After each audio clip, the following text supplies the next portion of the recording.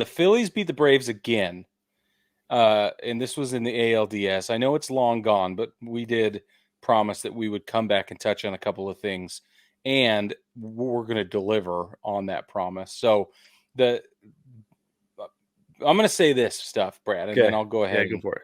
and then I want to hear your analysis of the final game. But so the Atlanta Braves have had 3 different franchise locations. They've been in Boston and then Milwaukee and now in Atlanta.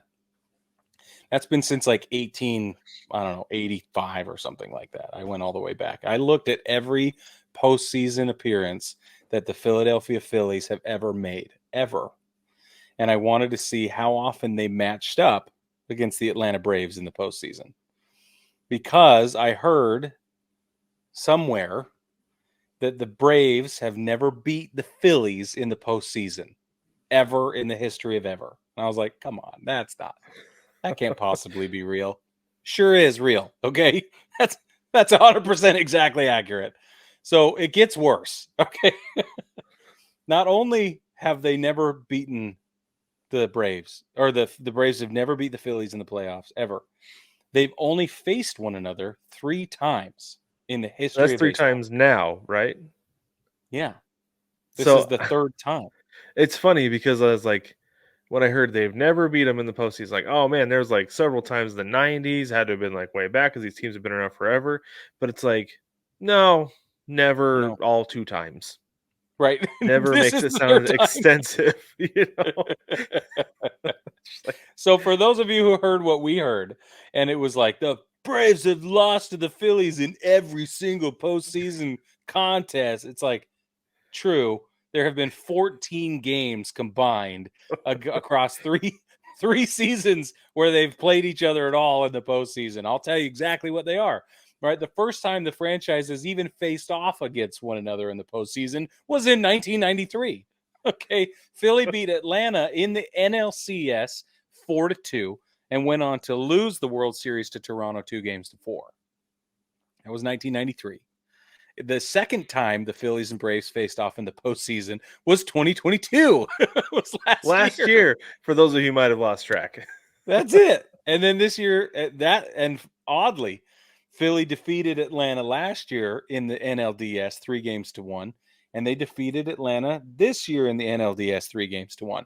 So there's your little factoid for you, for any Braves fans who are feeling extra down about their Philly counterparts, or any Phillies fans who are feeling riding a little high Yeah.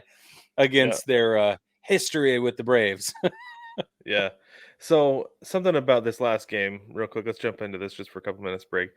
So Nick Castellanos became the first player ever to hit multiple home runs on back-to-back nights in the postseason, right? Right. Which Yeah. is amazing. Castellanos, like I said, going into that like Thursday night when we were live, is like, man, he is hot right now. Absolutely, he Correct. is Hansel, so hot right now. And so then after the game, the thing that I thought was the best was so funny was he's talking to Matt Weiner from TBS, and Matt Weiner just says, "You're the first player ever to hit multiple home runs on back-to-back nights in the postseason, and your team's going to the NLCS to face off against the Diamondbacks." And then he puts the mic in his face, and Castellanos, I thought this was fantastic. I love that he did this. He goes, "Where's the question?" Yeah. Because this is the thing that drives me Hey. crazy, Brig. One of the reasons I wanted to like go back to school, go to journalism school, was to learn how to become a better interviewer, because I Mm-hmm. was pretty timid about that.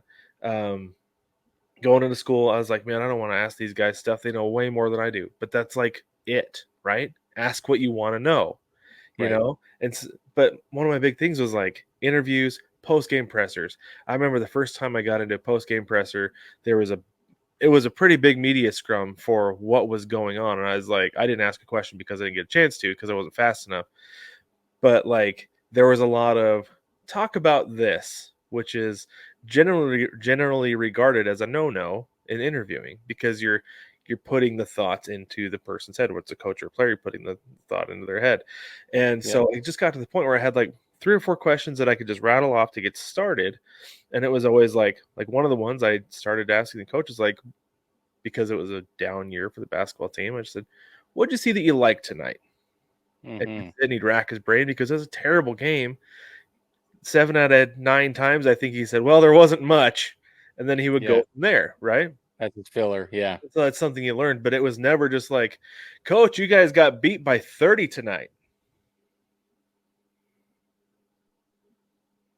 You know? and Yeah. yeah, It was never, ever, ever that. Like, yeah, I watched that happen. I was just like, dude, you're a professional. You need to have a question ready to go for him. yeah. Even Brig, if it's how do you feel about that? Right. Don't just here's a factoid microphone.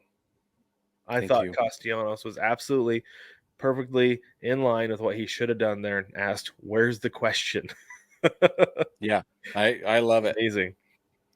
Also, Loved it. baseball family, for those of you that have not listened to any of the interviews that we've done on the show, Brad has overcome all of that he had Yes. was once worried about. So he's yes.